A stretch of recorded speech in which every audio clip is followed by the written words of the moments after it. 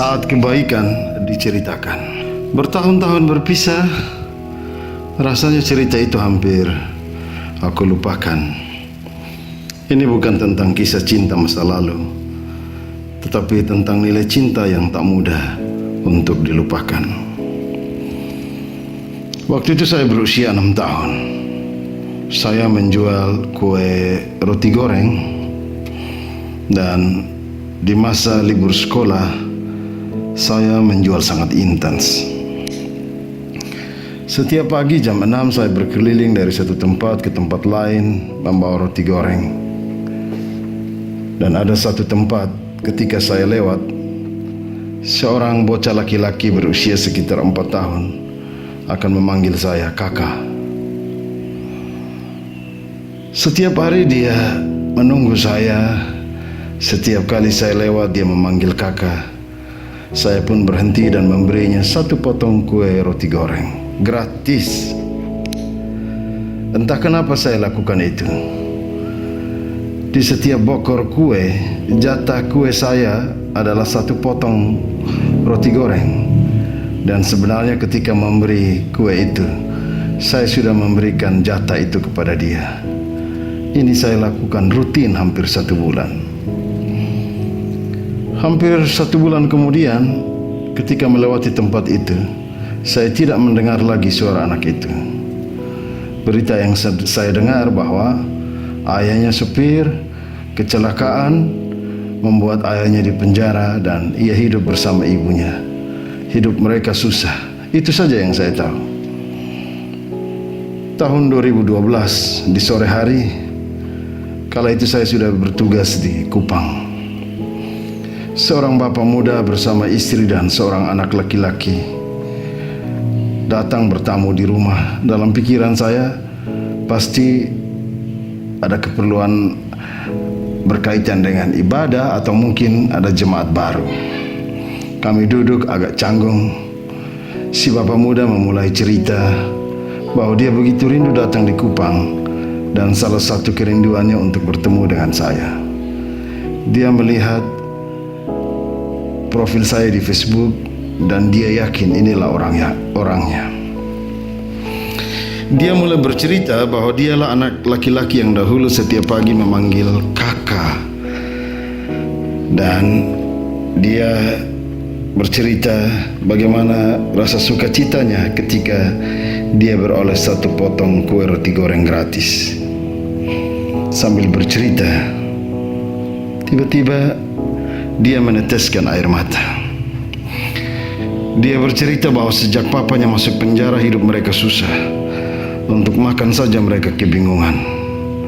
Kala itu katanya, makan paginya adalah satu potong kue roti goreng gratis yang saya beri. Mendengar itu saya hanya diam. Melihat air matanya, saya juga terharu. Ternyata ia hanya datang untuk mengucapkan terima kasih. Hidupnya sekarang sudah berubah. Dia sudah sukses. Dia punya usaha di tanah rantau. Kisah 38 tahun itu cukup mengharukan. Satu potong kue gratis telah memberi nilai bagi hidup anak itu dan saya. Tidak pernah terbayang bahwa satu ketika satu potong kue gratis mempertemukan kami. Pertemuan yang mengharukan, pertemuan yang membuka cakrawala baru tentang makna berbagi dengan orang lain. Saya percaya masing-masing kita punya kisah berbagi di masa lalu. Ceritanya pun banyak yang jauh lebih hebat. Pertanyaannya masih sama. Masihkah kita berbagi dalam hidup ini? Ikeda Sensei, tokoh Buddha, dalam bukunya Revolusi Manusia berkata demikian. Hati kita dapat mengubah hati orang lain. Persahabatan bisa mengubah orang. Pengelana yang menutup dirinya dengan jubah tebal akan berkeras melawan angin yang dingin. Namun ia akan merasa rileks dan membuka diri saat dihangatkan oleh matahari, dan pandangan serta tindakan mereka akan berubah. Maksudnya adalah ketika manusia membentengi diri untuk berjuang dengan dirinya sendiri, ia akan menemukan kelelahan. Namun ketika manusia membuka diri ia akan beroleh sengatan baru, suasana baru, cinta baru. Inilah revolusi manusia, ketika manusia menyadari makna timbal balik dalam kehidupan. Dia menggaungkan proses revolusi manusia pribadi setiap orang, yang menurutnya adalah kunci untuk memicu perubahan dalam skala global. Karena revolusi manusia hebat dalam diri satu individu, membantu mencapai sebuah perubahan nasib suatu bangsa. Selanjutnya akan mengubah nasib seluruh umat manusia. Bertanggung jawab mengubah hidup kita sendiri adalah langkah pertama menciptakan masyarakat berlandaskan sukacita dan menghormati martabat seluruh umat manusia. Sayangnya, hidup berbagi sering berbeda di ruang publik. Di satu diskusi saya mengikuti pemaparan para narasumber dengan baik. Panitia membuat diskusi panel dengan cara pandang masing-masing narasumber yang ahli dalam bidangnya. Seru, menyenangkan, banyak informasi baru.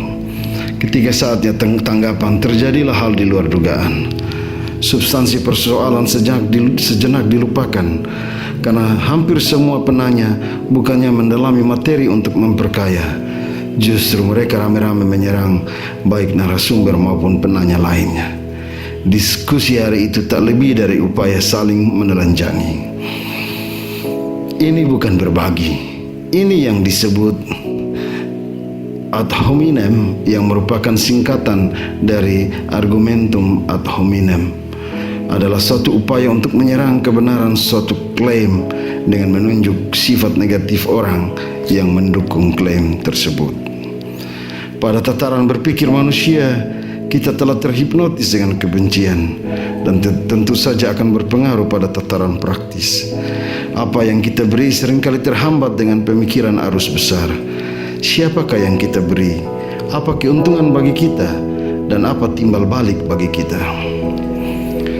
Ya, setelah bercerita dan merasakan getar hati si anak penerima sepotong roti gratis yang meminta kami foto bersama. Hanya itu. Tidak ada pemberian lain lagi. Tidak ada pemberian apapun. Tak ada seperti barang pengikat untuk meyakinkan kita bahwa apa yang kita beri, kita akan beroleh kembali. Hanya sebuah foto, hanya sebuah cerita. Tapi itu berkesan, karena nilai saling berbagi begitu mulia, indah, menyentuh hati, dan akan menjadi hutang budi yang dibawa mati. Saya tidak menyangka ia datang. Satu hal dalam kepastian cerita itu adalah dia pasti berdoa untuk saya. Dia pasti menyebut nama saya, mengingat perjuangan hidup hingga ia meraih kesuksesan. Tanpa memberi apapun, saya beroleh satu nilai syukur yang luar biasa.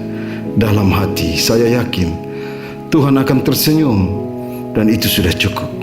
Sebab Tuhan yang saya sembah adalah Tuhan dalam nama Yesus yang memberi segalanya agar saya menemukan kehidupan. Oh ya, kita bukan hanya butuh revolusi manusia. Kita butuh tuntunan yang ilahi. Kita butuh kuasa roh yang melembutkan kekerasan hati kita. Dan kita harus belajar untuk meminta Tuhan menolong kita untuk terus berbagi. Berbagi ide, gagasan, senyuman, perhatian, cinta, doa, kata-kata penguat. Berbagi sesuatu yang kita punya seperti barang, dan mungkin berbagi hidup kita untuk kebaikan banyak orang. Renungkan ini. Kindness is a language which the deaf can hear and the blind can see. Kebaikan adalah bahasa yang bisa didengar si tuli dan bisa dilihat si buta. Saatnya bercerita kebaikan. Amin.